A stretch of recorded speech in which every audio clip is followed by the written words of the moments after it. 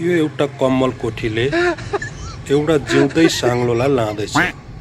यसमा के रहस्य छ भने यसले आफ्नो शिकारलाई चाहिँ आफ्नो ग्यासले बियोस बनाउँछ। बियोस बनाएपछि त्यो उसको आहारा जिउँदै भए पनि जता लग्यो त्यतै जाँदो रहेछ। हेर्नुहोस् न, यत्रो कमल कोठीले यो चाहिँ नि यत्रोमा चाहिँ जता भनौँ त्यतै लाँदैछ।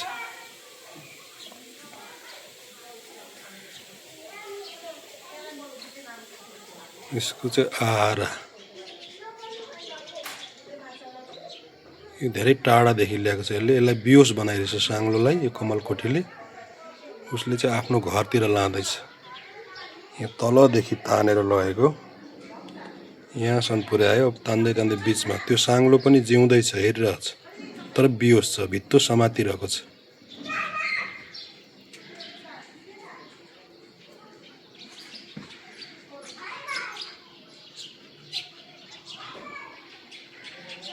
आफ्नो घर खोज्दैछ कमल कोठीले।